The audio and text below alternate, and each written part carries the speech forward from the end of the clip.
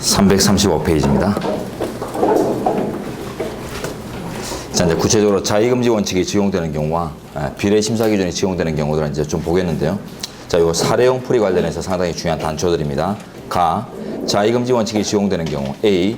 수익적인 법률에 의한 차별 발생에서는 자의금지 원칙만을 적용합니다. 두 제출에 나와 있죠.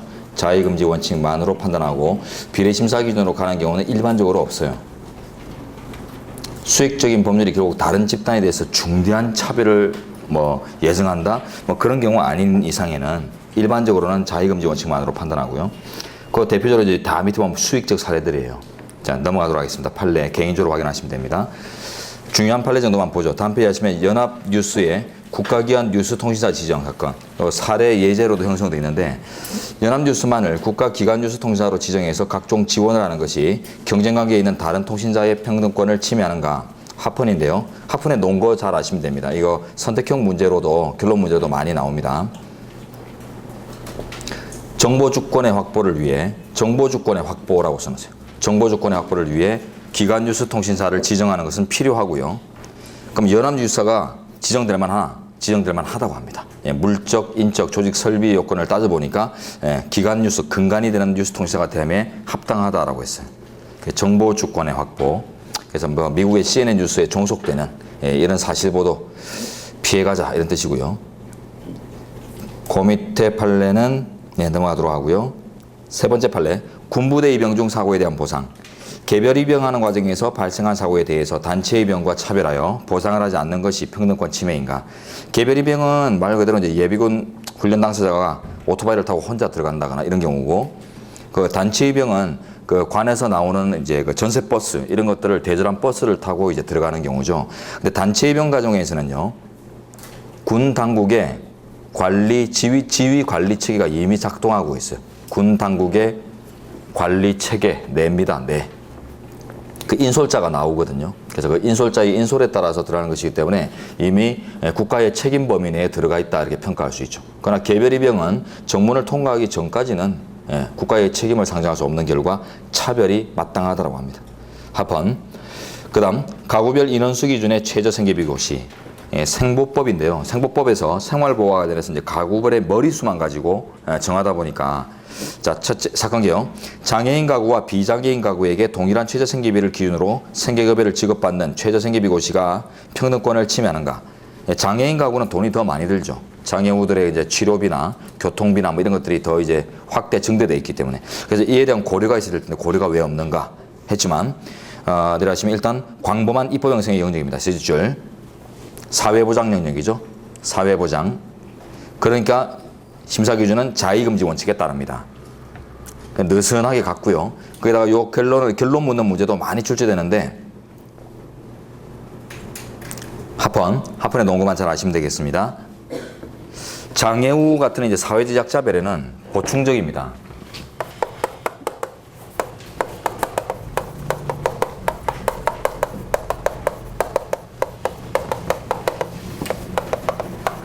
사회국가의 보충성 원리가 작용하는 부분이죠.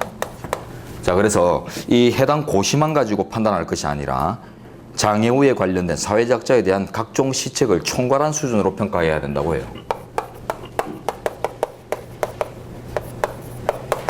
장애우 관련 각종 시책을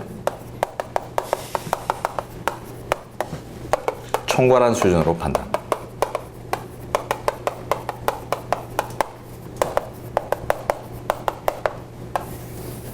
키워드입니다. 총괄한 수준으로 평가한다. 그게 이제 사유과의 보충성 때문에 나오는 법인데, 그래서 해당 고시만 보면 좀 미흡하다 보실지 모르지만 대한민국에 각종 다른 어떤 제도가 있다면은 이런 사회보장은 여루적인 것이기 때문에 적극적으로 추구될 것이 아니다. 그래서 다른 것들을 따져보니까 각종 장애우 시책이 충분히 마련되어 있다라는 평가를 내립니다. 각종 장애우 시책들이 충분히 마련되어 있는 결과 전체적으로 총괄한 수준에서 미흡하지 않다면서 합헌 결정 내립니다. 자, 그 밑에 사실상 공무원 논의는 여러분 결론 낼 수 있고요. 사실은 사실에 머문다. 자, 오른쪽 B. 침획적인 법률에 의한 차별의 경우는 이제 원칙적 자의심사, 예외적 비례심사 이런 구도가 이제 일반적으로 성립돼요. 자, 내려가겠습니다. 그 밑에 판례들은 이제 개별령에서 다 보는 것이기 때문에 여기서 보실 필요 없고요. 자, 내려가서 밑에 자의금지 원칙의 심사 요건. 줄된 부분만 봅니다. 예. 입법권자에게 광범위한 형성의 자유를 부여하며 동등하게 취급하거나 다르게 취급함에 있어서 어떠한 명백한 합리적 근거가 없는 경우에만 평등권 침해로 본다. 아주 느슨한 심사다. 자, 다음 페이지. 전통사찰 경내지 공영 수용. 요거 앞쪽에서도 한번 봤었죠. 경제질서 할 때도 한번 봤었는데, 전통사찰 주지가 경내지를 대여 양도의 담보 제공할 때는 문체부 장관, 그죠, 국가의 허가를 받도록 하는 거 하면서 제3자적 국가기관이 경내지를 공용 수용할 때는 그런 허가 요건이 없어요. 자, 이게 왜 다 같은 이제 재산권의 이전인데 왜 차별을 두는가 문제 삼았지만요. 문제 삼았는데 이제 위헌 나옵니다. 경내지 등의 소유권 변동으로 인한 전통사찰의 훼손이 불가피한 것인지 여부가 합리적인 차별의 기준이라고 합니다. 요거 외우셔야 돼요. 저쪽 줄인데 전통사찰 훼손의 불가피성. 자, 이것이 차별의 합리적 기준이지 그 외에는 기준이 안 된다. 근데 지금 전통사찰 훼손의 불가피성을 가지고 나눈 게 아니죠. 거래의 당사자가 국가인가 아니면 사인인가 이런 이제 그 주체나 거래의 주체나 거래의 형식에 따른 지금 구별이지 훼손의 불가피성에 따른 구별이 아니라고 했어요. 제가 오세훈 씨 들고 막 이랬었잖아요. 그죠? 그래서 그 국가가 어떤 전통 문화나 문화재 같은 것들을 뭐 공용 수행의 형태로 소유권을 이제 가진다고 해서 그걸 영원무고하게 보존한다라는 담보가 있을 수 없다. 그래서 오세훈 씨의 뭐 전 시장의 뭐 디자인 서울 이런 의미에서 전통사찰을 뭉개버리고 거기다가 새 청사를 짓는 이런 이제 경우들도 충분히 상정될 수 있기 때문에 사인 간의 거래가 있으면은 훼손이 크고 국가가 갖고 가면 훼손이 안 되고 이런 담보가 없기 때문에 결국 훼손의 불가피성에 따른 차별이 아니란 뜻입니다. 계속 내려가시면 아래 셋째 줄 소유권 변동을 시도한 주체가 사인인지 아니면 국가인지 또는 그 형식이 양도 형식인지 공용 수용 형식인지 여부는 본질적인 차별의 지점이 아니다. 그래서 이제 위헌으로 평가합니다. 오세훈 씨 같은 경우 옛날에 그랬잖아요. 일제 치하에서 뭐 일제가 만든 건물이니까 역사적 의미가 뭐 약하니까 뭉개고 청사를 짓겠다 뭐 이런 식으로 했었단 말이에요. 그러니까 그런 이제 의식들이 지정자들 사이에서도 있기 때문에 결국은 국가나 지자체가 공용 수행 형태로 뭔가 문화재를 가진다고 하더라도 영원 무고하다는 담보가 없어요. 그래서 훼손의 불가피성에서 사인과 국가 간의 차별이 없다 이렇게 봤습니다. 3번 비례 원칙이 적용되는 경우는 제목 먼저요. A. 헌법에서 특별히 평등을 요구하고 있는 영역에서의 차별이거나 B. 기본권에 대한 중대한 제한 효과를 초래하는 예외적인 경우나 이럴 때는 입법 형성권이 축소됨으로써 이제 자의심사가 아니라 비례심사를 해야 됩니다. 그리고 A. 특별히 평등을 요구하는 경우는 여러분 사례 기록형 관련해서 줄된 부분 32조 4항과 36조 1항 두 가지만 기억하세요. 밑에 가면은 뭐 39조 2항 병역 업무 이행과 관련한 불이익 처우 금지령 이런 것들도 이제 특별평등 규정이긴 합니다만은 이런 사례가 형성되어 있지는 않아요. 병역 관련 사례 없으니까 32조 사항의 근로 영역에서의 성차별인가 36조 1항의 혼인가족 영역의 성차별인가 이것만 가지고 판단을 하고 그게 아니라면은 일반적인 자의심사 이런 식으로 사례를 명확하게 구분하시기 바랍니다. 그런 거 좀 틀려도 큰 문제 없어요. 예, 그런 이제 기준 선택에서 약간 틀리더라도 배점을 부여받는데 논리 전개만 이제 명확하면 되지 심사 기준 선택을 잘했는가 못했는가에 따라서 뭐 배점의 차이가 크지 않습니다. 자, 그다음 B 기본권에 대한 중대한 차별을 초래하는 경우, 중대한 제한을 초래하는 경우. 자, 오른쪽 가시면 얘가 나오는데 중등교사 임용시험 복수 부전공 가산점제도 또 두 번째 판례 교육위원 선거에서 교육경영자를 우대하는 거 우대 다 특혜들이죠, 그죠? 각종 특혜들. 자, 시험 보십시오. 공직 채용 내지는 공무 담임 과정에서 각종 특혜 처우들은 다 기본권에 대한 중대한 제한 사례로 우리 헌재가 인식합니다. 그래서 공직 채용, 넓은 의미의 공무 담임,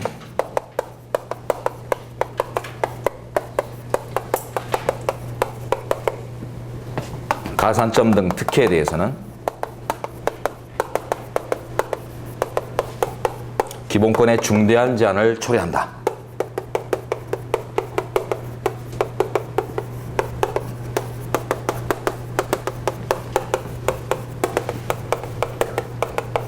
비례심사하는 사례예요. 외워두십시오. 그래서 여러분 사례에서 뭐 공직 채용 시험이나 공무원 시험이나 각종 어떤 경우에 특혜를 부여한다 이러고 있다. 그러면 전부 비례심사를 선택해서 검토하시는 것이 판례의 경향에 맞습니다.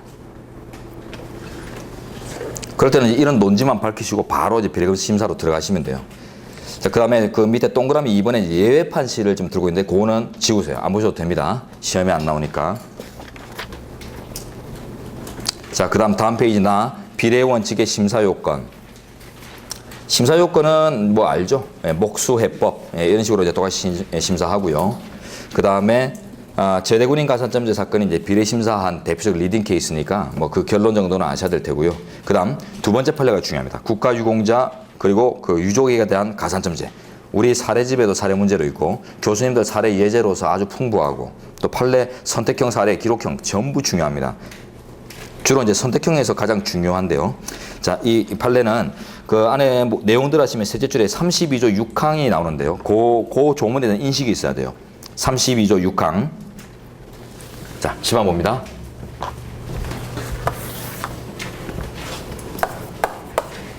네, 32조 6항 먼저 봅니다.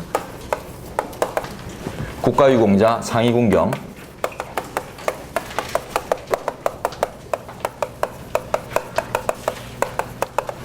전몰군경의 유가족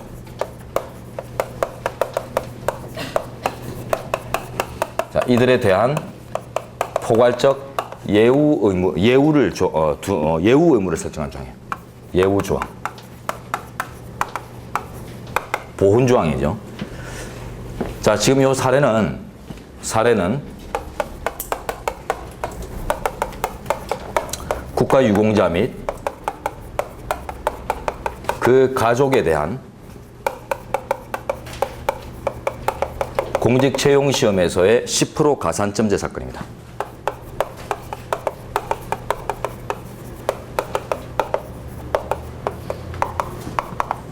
만점에 10%를 가산해 준다. 자, 여기서 헌법불합치 나왔고요. 위헌.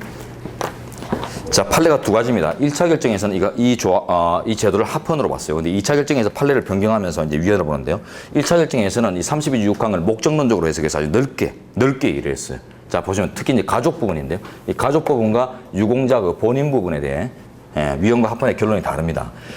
1차 결정에서는 그 유공자 본인뿐만 아니라 유공자 본인은 32조 6항의 명문 근거가 있죠. 예우를 하라. 예우를 하라는 말은 다른 말로 지나치면 차별을 하라는 거예요. 차별의 근거 조항이기 때문에 그 차별입법의 위헌성을 판단할 때 좀 헌법적 명령이 있기 때문에 좀 더 완화 심사할 수 있어요. 상대적 완화 심사. 자, 이걸 이제 넓게 해석해서 유공자 본인뿐만 아니라 유공자 가족까지 보훈이 확대되는 것을 예정하고 있는 조항이다. 이렇게 목적론적으로 보면 그 가족도 명문은 없지만은 포섭되어 있다. 의미론적으로 포섭되어 있다라고 해서 32조 6항에 가족도 동시에 근거가 있으므로 다 같이 완화 심사할 수 있다. 해가지고 전부 느슨하게 판단해서 전부 합헌 나왔는데요.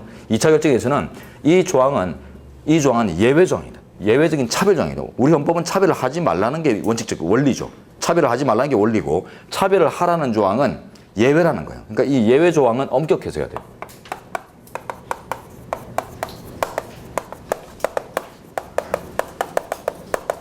그래서 엄격 문헌 해석을 해야 된다. 문헌을 해석해 보니까 자, 유공자 본인, 상위 군경 본인, 상입니다. 죄송합니다.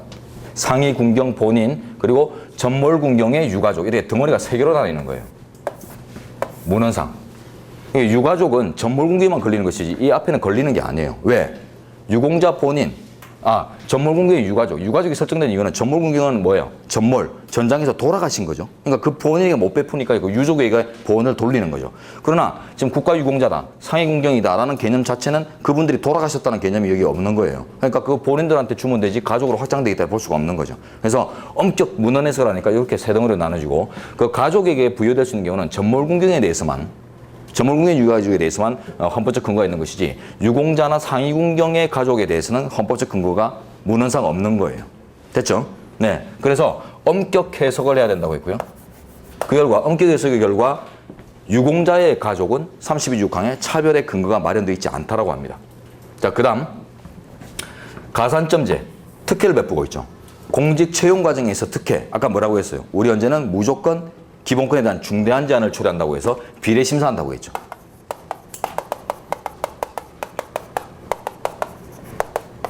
요게 두 번째 중요한 겁니다.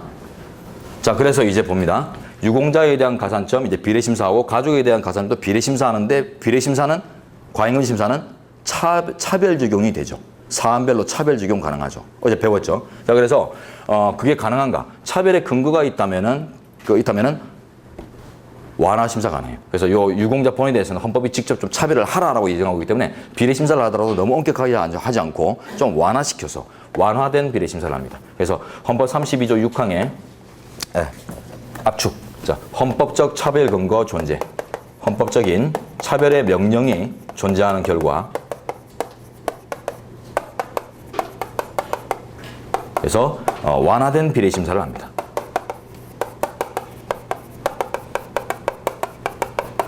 근데 이제 그 가족은 헌법적 차별 근거가 존재하지 않는다고 결론 내렸죠. 2차 결정에서. 그 결과 완화시키는 것이 바람직하지 않다. 그래서 원형 그대로의 엄격한 심사. 원형의 비례 심사. 상대적으로 좀 더 엄격하게 진행해서 그러다 보니까 결론이 달라진 거예요. 그래서 유공자 본인에 대해서는 합헌 판단했고요. 그 가족에 대해서는 위헌 판단합니다. 근데 이때 위헌의 의미도 파악하셔야 되는데 선택형으로 나오는데요. 이 가산점, 가족에 대한 가산점 제도 자체를 위헌으로 보지는 않았어요.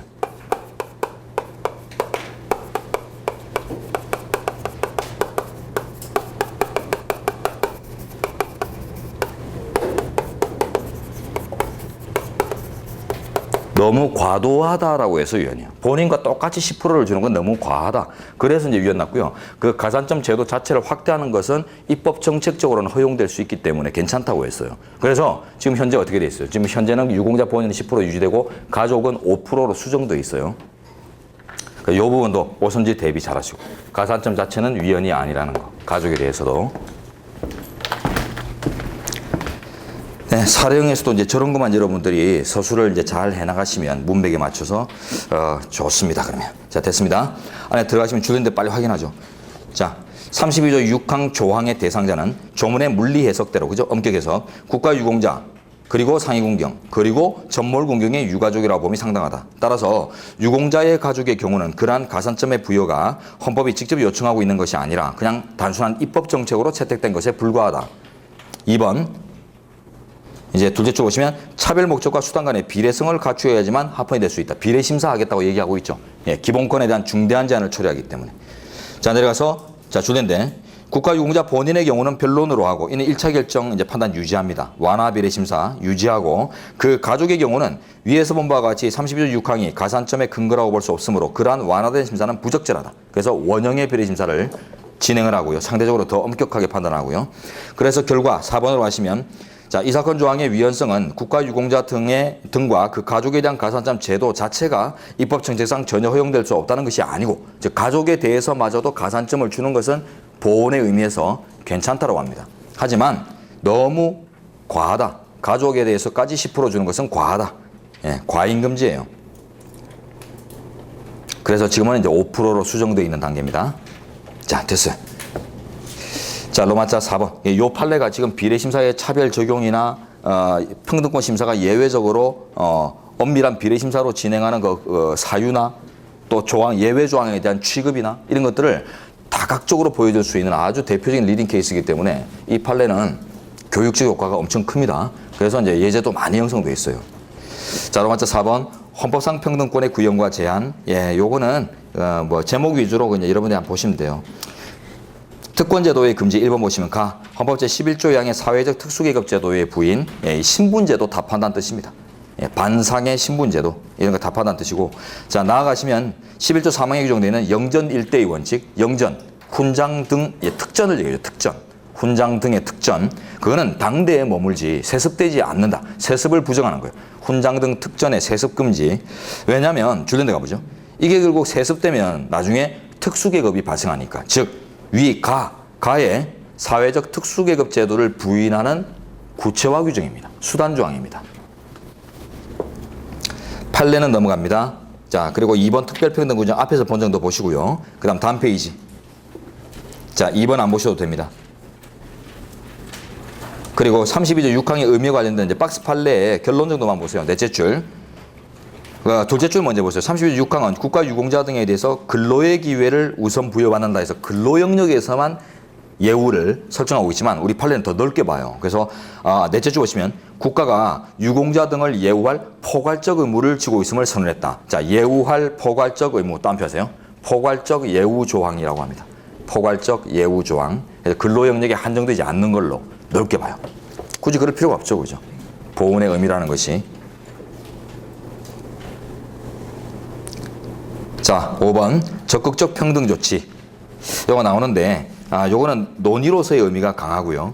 예, 판례도 직접적인 판례는 없습니다. 예, 그래서 그 오른쪽 2번에 찬반론에서 이제 논술 쟁점이라고 하는 부분에서 그 전개 과정만 한번 살짝 읽어보시고 2번 정도만 읽어보세요. 2번 정도만 읽어보시고 다음 페이지 3번 안 보셔도 되고 그 밑에도 안 보셔도 되고 예, 다 안 보셔도 됩니다. 이하는.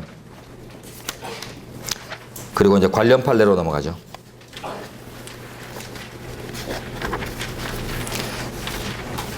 관련 판례. 첫 번째 판례입니다. 지역 농협 임원 선거와 관련하여, 자, 로마 쪽 입법 관련 판례. 지역 농협의 임원 선거와 관련하여 조합장 선거 이런 것들입니다.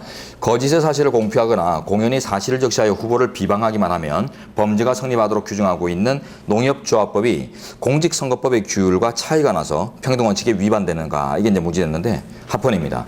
자, 주된 데 가시면 이 사건 법조항이 공직선거법과 같은 초과 주관적 구성요건이나 목적적 요건 이런 초과 주관적 구성 요건이나 특별 위법성 조각 사유를 별도로 두지 않은 것, 즉 규율의 차유를 둔 것은 지역 농협위원 선거의 특수성을 반영한 것이다 라고 하면서 합헌이라고 합니다. 그럼 특수성이 뭔지 알아야 되겠죠. 근처에 쓰세요. 자조조직의 폐쇄성이라고 써요. 자조조직의 폐쇄성. 일반 공직선거는 대한민국 전역이죠. 개방적인 선거죠. 자, 그러나 이런 농협 선거나 이런 것들은 자조조직의 폐쇄적 집단인 자조조직 내부에서의 선거이기 때문에 그 비방의 효과 같은 것들이 훨씬 더 큽니다. 비방의 전파 효과 등이 더 커요. 써놓으세요. 비방의 전파 효과가 더 크다.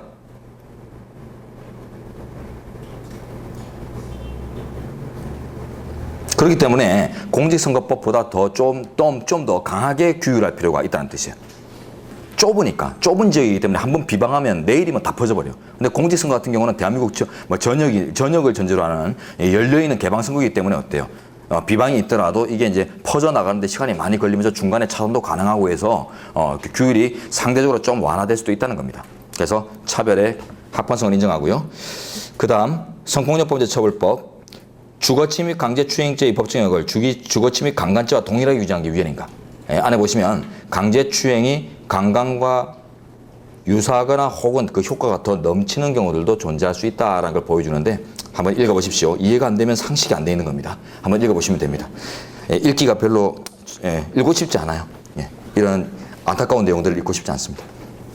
그 다음 변호사 시험장 선정행위 위헌하기인. 수도권 지역에서만 이제 시험장 설정해가지고 여러분 불편 겪었죠, 그죠? 그래가지고 뭐 지금은 이제 충남대인가요? 그 인도까지 좀 이제 확장 지정한 것 같은데 어쨌든 이거 왜 확정을 안 하는지 잘 모르겠습니다. 그냥 수험 관리의 편의성이에요. 내려가시면 우리 헌재도 지금 그걸 지금 들고 당국에 손을 들었는데요. 그 주장하시면 변호사 시험을 분산 실시한다면 시험 사고의 위험이 증대하여 변호사 시험의 공정성과 통해성을 해야 할 우려가 있다는 점을 종합적으로 고려할 때 합당하다라고 하는, 집중 실시가 합당하다. 별로 와닿지 않죠. 네. 와닿지 않은 채로 암기합니다. 자, 오른쪽에 혜택 근로자와 비혜택 근로자의 산재보상 차별. 최신 판례. 사업주가 제공한 교통수단이나 그에 준하는 교통수단을 이용하는 등 사업주의 지배관리 하에서 출퇴근하던 중에 사고를 입은 자에 대해서는 산재보험에 적용을 하고요. 그 외의 경우에는 산재보험을 적용하지 않는 것이 위헌인가? 합헌입니다. 산재보상보험제도, 즉 산재보험제도는 원칙적으로 보험 원리를 도입하여 근로자의 업무상 재해에 관한 사업주의 무과실 손해배상 책임을 전보하기 위한 제도다. 즉 이제 사업자의 그 근로자의 어떤 근로와 관련된 손해에 대해서 사업자가 뭐 과실 요건 따지지 않고 무조건 손해를 전보하도록 하면서 그러면 너무 한쪽에 치우쳤잖아요. 사업자에게 너무 불리할 수 있으니까 이걸 보험제도를 통해서 보험료를 통한 재정 형성을 통해서 그걸 이제 그 법리를 메꿔주는 것이다. 어려운 말 아닙니다. 이해, 뭐, 굳이 이해 안 하셔도 돼요. 그래서 사업주에게 무과실 손해배상 책임을 설정하면서 너무 이게 과하다 볼 수 있으니까 보험제도로서 그 재원을 충당해준다. 이런 의미를 갖고 있다는 거예요. 그러다 보니 결국은 무과실 책임을 설정해도 좋은 영역 정도로 영역이 한정되는 거예요. 전보의 영역이. 그래서 두 줄 뒤에 사업주의 지배관리가 미치지 아니하는 통상의 출퇴근 행위 중 발생한 재해까지 업무상 재해로 인정하지 아니한 것은 그래서 당연하다고 합니다. 왜? 무과실 책임을 설정하는 아주 막대한 영역이기 때문에 사업주와 관련 없는 손해까지도 무과실 책임을 져라. 이런 이제 법리를 대입하기는 무리라는 거예요. 자, 그 밑에 판례는 됐고요. 네, 그 밑에 나오는 판례들은 최신 판례의 의미 정도만 있고요. 그렇게 별로 중요하지 않은 것 같습니다. 넘어가도록 하겠습니다. 자, 다음 페이지. 친고죄의 고소 취소 시기 제한. 1심 판결 선고 전까지 취소할 수 있도록 되어 있죠. 자, 이 사례는 그 성폭력법이 나는 그런 일이 사실이 없다면서 끝까지 개겼어요. 개기다가 1심 판결에서 이제 유죄 받으니까 이제 2심을 제기한 과정에서 이제 비로소 합의를 해보고 했지만은 형소법에 1심 판결 선고 전까지만 합의할 수 있다라는 규정 때문에 합의가 안 되니까 이제 이 조항을 위헌으로 문제 삼았던 거예요. 나쁜 놈이죠. 네. 합의를 하려고 했다는 것이 일단은 범죄를 추단하는데요. 자, 두째 줄에 고소인과 피고소인 사이에 자율적인 화해가 이루어질 수 있도록 어느 정도 시간을 보장함으로써 국가영벌권의 남용을 방지함과 동시에 규범조화입니다. 국가영벌권의 행사가 전적으로 고소인의 의사에 좌우되는 것도 막아야 할 필요성, 그 경계의 지점에서 조화롭다라고 합니다. 그래서 1심 판결 선고가 형사 판결 선고가 나려면 보통 한 1년 가까이 걸리죠. 그 안에 충분히 합의하려면 할 수 있어요. 다음날 선고 바로 나는 것도 아니고, 그러니까 그 정도 기간이 주어져 있음에도 뭐 합의 기간으로 좀 부족하다. 이런 주장들은 받아들이기 어렵다는 거죠. 그 다음에 단축된 고등학교 과정에서 입학 연령 제한, 그 세 줄 뒤에 나오는데요. 2년제 미용고등학교 사례입니다. 2년제 미용고등학교. 평생교육 진흥 차원에서 인정되는 대안학교입니다. 그래서 제때 공부하지 못한 사람들, 이런 분들을 이제 사후에 평생에 걸쳐서 공부할 수 있는 기회를 보장하면서 이런 단축된 학교들을 설정하는데, 고등국민학교 막 이런 것들 있죠. 자, 어쨌든 그런 분들이니까 2년제로 설정하고요. 그런 분들을 대상으로 하니까 평생에 걸쳐서 교육의 기회를 보장해야 될 그런 이제 사람들을 대상으로 하다 보니까 주로 이제 그 입학 연령도 상향 조정돼 있어요. 제때 공부하지 못한 분들. 그러니까 지금 중학교를 바로 졸업하고 고등학교에 바로 지금 입학하려는 만 15세 학생이 16세부터 입학 자격이 주어졌어요. 그러니까 일반 고등학교보다 이제 한 살이 더 높은 거죠. 입학 연령이. 이 미용학교는. 그러니까 미용사가 꾸민 만 15세 중학교 졸업자가 위헌을 문제 삼았어요. 나는 평생의 꿈이 미용이고 딴 건 하고 싶지도 않다. 그래서 이 미용학교를 가고 싶은데 1년을 구우라고 한다. 법이. 잘못됐다라고 주장했더니 판례는요. 평생교육제도의 취지를 들면서 합헌으로 합니다. 첫 줄, 평생교육제도의 일환으로 만들어진 고등학교 시설에서 그 입학 연령이 상향 조정되는 것은 너무 당연한 전제고, 또 셋째 줄, 미용사 자격 시험에 특별한 응시 자격을 요하고 있지 않다. 이 학교를 나와야 되는 건 아니다. 그렇기 때문에 일반적으로 가위손 같은 학원 다니면서 자격증 충분히 딸 수 있으니까 막혀 있지도 않고, 그래서 합헌이라고 합니다. 그 다음, 계속 근로기간 1년 미만자의 퇴직급여 제한. 셋째 줄 뒤에 장기간 근무를 장려하기 위한 것이다. 장기 근속 유도책, 이런 것만 기억하시면 되죠. 장기 근속 유도책.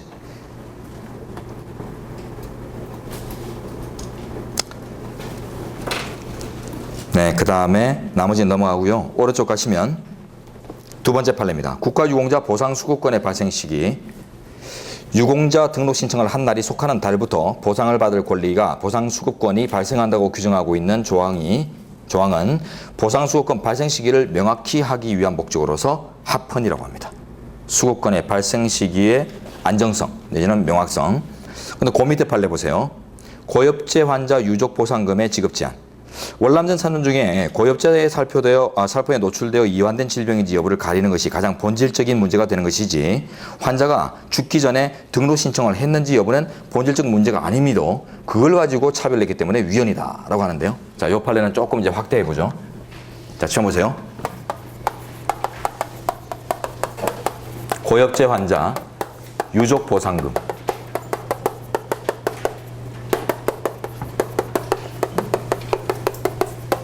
이 사례에서는 그 법 제도를 좀 아셔야 되는데요.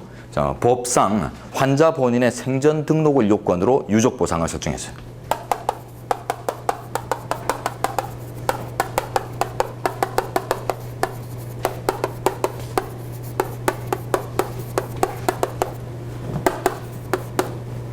자, 여기 이제 위헌의 지점이 보이는데 이제요. 보고 나면 아주 쉬워요. 지금 고엽제 환자 본인의 보상수급권이 아니죠. 유족의 보상수급권이죠. 유족. 자, 근데 지금 그 요건을 유족의 어떤 행위를 가지고 요건을 설정한 것이 아니에요. 유족의 행위를 요건으로 설정하고 그걸 자가충족 가능성을 주고 자가충족 가능한데 안 했으면은 보상 못 받고 이런 식으로 하면은 합리적이에요. 그런데 지금 환자 본인이죠. 환자 본인의 행위를 요건으로 삼았단 말이에요. 즉 유족의 관리 가능성이 없어요. 즉 자가충족 가능성. 아까 앞에서도 요 관련 비슷한 판례 했었죠. 부존재. 유족 본인이 유족이 스스로 이 요건을 충족시킬 수 있는 가능성이 열려 있지 않습니다. 환자 본인이 돌아가시는 시기가 유족들이 관리할 수 있는 시기가 아니죠. 우연한 사정에 의한 그 사망 이런 것들이지. 돌아가시라고 해서 정해진 날짜에 돌아가 주시는 것도 아니고 그죠. 그렇기 때문에 이 유족들 자신들의 행위가 아닌 환자 본인 타인의 행위 요건을 설정해서 불합리한 차별을 설정했다는 겁니다. 그래서 자가충족 가능성이라는 아까 앞에 혈유병 환자 사례 있죠. 혈유병 환자 사례. 그거와 똑같은 기준이에요. 자, 요거하고 그 위에 두 번째 판례하고는 구분하셔야 됩니다. 두 번째 판례 국가유공자 보상수권의 발생 시기를 한정한 사건은 그 본인요. 보상수급 당사자 본인의 행위를 기준으로 한 거예요. 둘째 판례는. 그렇기 때문에 그거는 이제 합헌이에요. 네, 이거 구별을 못해서 틀린 학생들 엄청 많아요. 잘 구분하시고. 자, 그 다음에 맨 밑에 두 번째. 중원의 취소 청구권자에서 직계비속을 배제시킨 건. 예, 위헌 나왔죠. 직계비속이 상속권 등과 관련해서 중원의 취소 청구를 구할 법률적 이해관계가 직계손속과 사촌인의 반계혈족 못지않게 크다. 예, 무지된 법상 직계존속과 사촌인의 반계혈족, 사촌들에 대해서까지 예, 그 중원 취소권을 청구권을 줬었는데 중원 취소 제도의 취지를 잘 아시면 답은 쉽게 나오죠. 중원 취소 제도의 취지가 뭐죠?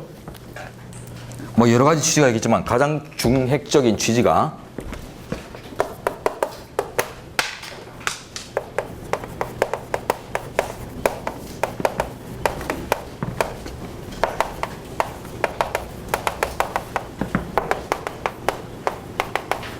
상속 분쟁을 사전에 방지한다. 이런 의미에서 만들어진 제도죠. 그래서 법률론이 중복되면은 사후에 본인이 이제 돌아가신 이후에 남은 유족들 사이에 상속 분쟁이 아주 크다는 거죠. 그러다 보니까 그걸 이제 미연에 좀 방지하기 위해서 중원을 취소해버릴 수 있는 제도를 두었는데요. 그러다 보니까 상속 분쟁에서 가장 첨예한 이해 충돌의 주체가 누굽니까? 상속 분쟁에서 가장 첨예한 이해 충돌의 주체. 물론 이제 뭐 상속권 이런 건 이제 법이 좀 바뀐다고 합니다만 1순위 상속권자인 직계비속이죠. 예, 그래서 직계비속이 상속 분쟁에서 가장 첨예한 이해 충돌의 주체입니다. 근데 그를 빼놓고 있어요. 그러니까 이거는 당연히 불합리할 수밖에 없죠. 사촌들까지도 집어넣고 있으면서. 자, 됐습니다. 그래서 후순위 상속권자는 청구권자로 들어가 있으면서 선순위 상속권자가 안 들어가 있다. 완전히 잘못된 거예요. 다음 페이지. 교원징계재심위원회 재심결정에 대한 학교법인의 불복금지. 교원 징계사안이죠. 자, 그래서 교원은 불복을 할 수 있도록 하는데 학교는 이제 불복을 하지 말아라. 이렇게 이제 해서 위헌 나온 사례예요. 자, 요거는 잘 보세요. 지금 교원을 보호하는 조항이죠. 교원 보호 조항입니다. 교원 보호 조항인데 위헌 나온 거예요. 자, 교원 보호 조항인데 취지 설정이 잘못됐다는 것인데요. 잘 보세요. 교원의 징계 과정.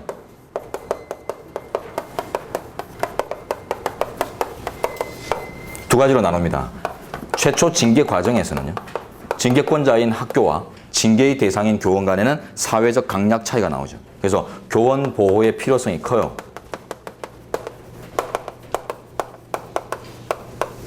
그러나 이 징계가 잘못 내려졌다. 뭐 이런 식으로 해가지고 이제 다투어지는 과정. 즉, 징계 분정의 과정이에요. 이 과정은 균등한 분쟁 절차 내에서의 다툼이기 때문에 특히 교원만 보호해야 될 필요성이 딱히 존재하지 않습니다. 그래서 대등한 분쟁의 당사자가 대등한 당사자다. 이런 관점에서 학교법인과 교원을 구별할 필요가 전혀 없는데요. 징계 분쟁 과정에서의 이제 구별을 했기 때문에 불합리한 차별로 이제 평가받아요. 그러니까 둘째 줄에 그런 표현이 나오죠. 절차 내의 대등한 일방 당사자의 지위에 있음에도 불구하고 차별을 냈다. 이런 표현들을 쓰고 있죠. 자, 네 번째 판례 봅니다. 법인의 약국 개설 금지. 자, 약국 같은 경우는 이제 개인만이 개설할 수 있고 법인체로서는 개설할 수 없다. 이 조항인데요.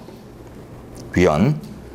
다른 전문 자격자하고 비교하셔서 위헌을 끌어내시면 됩니다. 뭐 변호사 같은 경우는 법무법인, 회계사 같으면 회계법인, 세무사 같으면 세무법인 해서 전부 전문 자격 동등이라고 하기는 힘들지만 하여튼 좀 유사한 전문 자격자들은 다 법인체로 활동할 수 있어요. 약사만 안 됩니다. 이유는 약의 오남용 방지라고 합니다. 예, 법인체라는 조직력을 가지고 약국을 운영하다 보면 그 조직의 운영을 위해서 출혈 경쟁, 조직 운영을 위한 출혈 경쟁 가능성이 있다.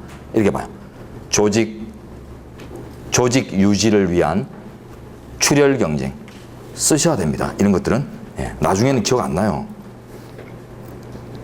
조직력 유지 내지는 조직 유지 위한 출혈 경쟁이 빈발할 수 있고 그 출혈 경쟁의 피해는 결국 국민들이 입는다. 약의 오남용의 결과로 온다. 이런 식으로 이제.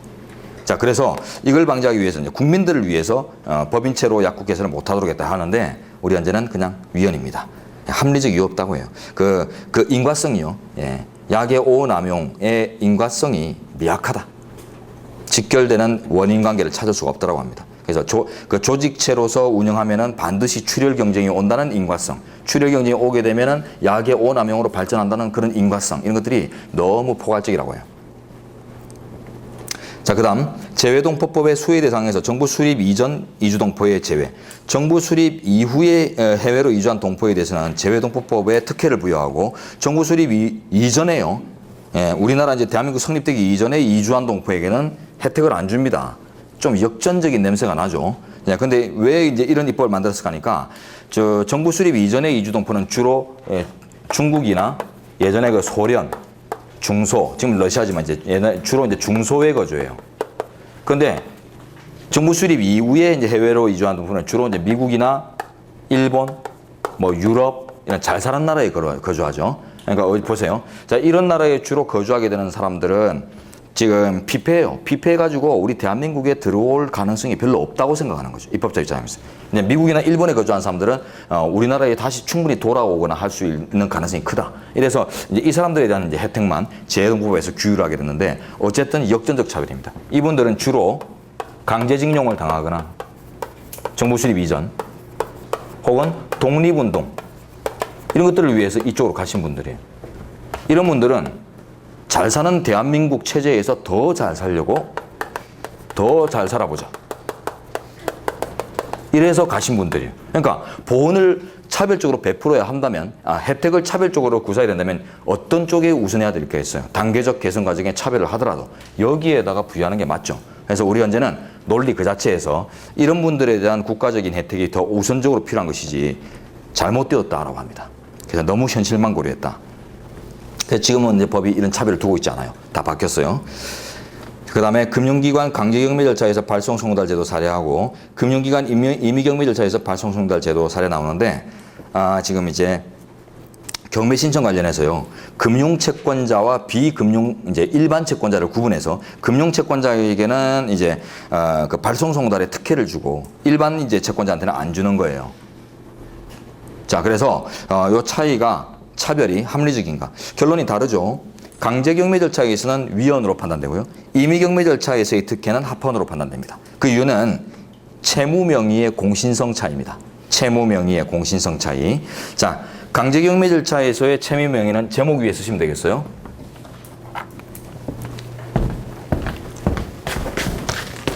강제경매 절차의 채무명의는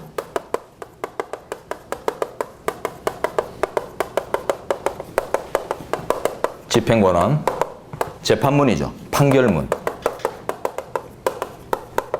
자, 근데 지금 임의경매, 담보권 실행경매 이런 임의경매에서의 채무명의는 각자가 마련하고 있는 사적으로 마련하고 있는 사적 증빙서류입니다. 그죠? 담보권 증명서류.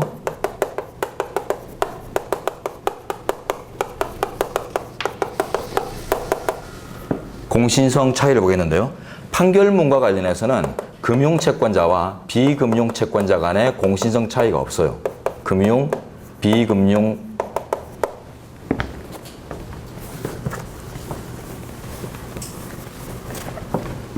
채권자 간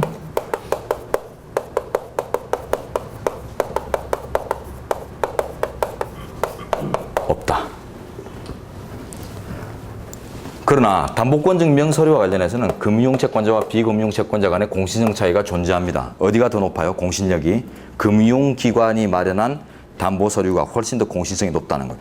개인 간의 뭐 차용증, 뭐 한 장 써주고 말았다, 뭐 이런 것들하고 은행에서 대출 받으려면 엄청나게 어렵죠. 예, 그 과정에서 마련된 서류들 간의 공신력 차이가 크다는 거예요. 그래서 자, 이런 공신성 차이가 없는 곳에서는 금융채권자에 대한 특혜는 위헌이에요.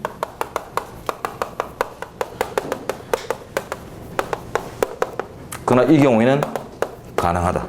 이런 결론이 나와요. 그래서 채무 명의에 따른 공신성의 차이에 따라서 절차마다 결론이 달라졌습니다. 자, 그리고 오른쪽 가서 맨 밑에서 네 번째 판례 보세요. 국유 잡종재산의 시효 취득 배제. 그 제목 위에 간단한 수죠. 정리하십시오. 예, 써드릴게요. 자, 소멸시효든 취득시효든 각종 시효제도 관련해서 위헌 사례는 거의 없습니다.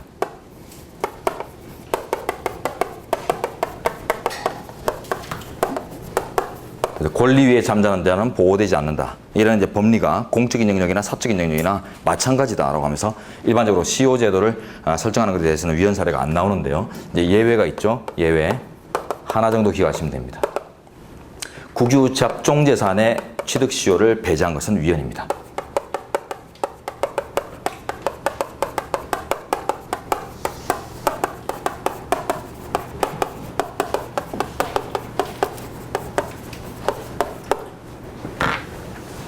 잡종이기 때문에 나온 결론이죠. 잡종재산이 뭐죠? 행정법적 용어 정리. 행정 목적이 부여되어 있지 않은 재산을 잡종재산이라고 하죠. 그래서 국유 내지는 공유로 보유 주체는 국공이지만은 그 실적 목적 의식이 행정 목적이 부여되어 있지 않다.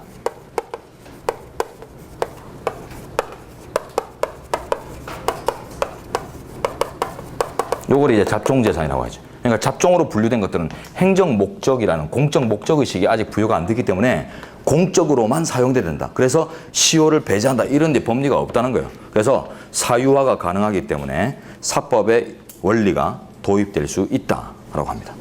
관통될 수 있다. 근데 그걸 배제했으니 위헌. 자, 맨 밑에 두 번째 판례 보죠. 미결구금일수의 통산범위. 상소 제기기간은 이 사건 법률 조항에 의해 법정 통산되는 다른 경우와 비교할 때 피고인의 책임으로 돌릴 수 없는 기간이라는 점에서 본질적 차이가 없으므로 상소 제기기간을 법정 통산의 대상에서 제외하고 있다. 요 정도만 죽으세요. 이게 사건 개요입니다. 상소 제기기간을 법정 통산 대상에서 제외. 평등원칙 위배다. 근데 요거는 이제 최근에 그 형법 관련된 이제 그 또는 일부라는 미결 통산 범위 또는 일부 조항이 되는데 위헌 결정 이제 뭐 이전에 나왔던 이런 판례지만 전후 판례를 구분하지 말고 이제 판례 정리만 잘 하시면 되는데 자, 앞으로는 이렇게 기억합니다.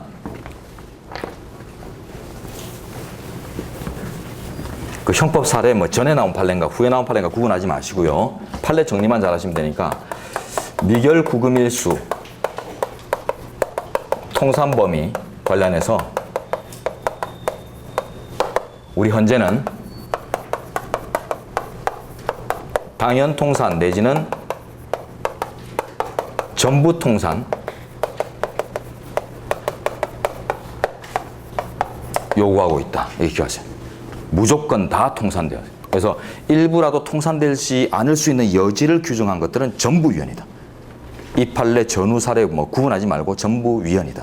미결구금은 실질적으로는 형집행에 해당하기 때문에 당연히 통산을 해줘야 되는 걸로 우리 인식을 합니다. 판례는 실질적 형집행.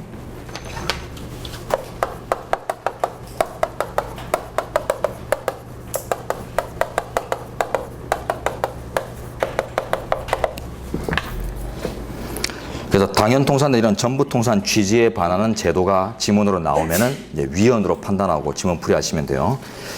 자, 다음 페이지.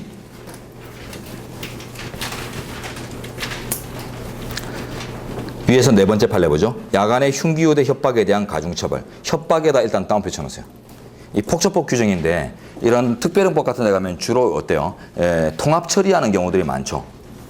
야간에 흉기를 휴대하여 형법 몇 조, 몇 조, 몇 조, 몇 조의 죄를 범한 자는 처한다. 이런 식으로 해가지고 통합 규율하는 경우가 많아 있어요. 근데 그때 이제 통합적으로 규율될 때 그 범죄 유형들의 비난 가능성이 어느 정도 동등성이 유지될 때 형벌 체계가 갖춰지는 것인데 이 보세요. 야간의 흉기요대 협박입니다. 협박은 비난 가능성이 상당히 낮은 유형이죠. 범죄 유형 중에. 근데 밑에 보십니다. 상해치사의 범죄를 야간에 흉기 기타 물건을 휴대하여 범한 경우에도 법정은 여전히 3년 이상의 유기징역임을 고려하면 그보다 비난 가능성이 약한 협박죄를 동등, 유사 처우하는 것은 잘못된 것이다. 같이 묶으면 안 된다는 뜻이에요. 사안 숙지를 좀 하셔야 됩니다. 자, 나머지는 됐고요. 그 다음에 이제 생명권 해서 이제 개별적 기본권으로 이제 넘어가는데 좀 쉬었다가 진행합니다.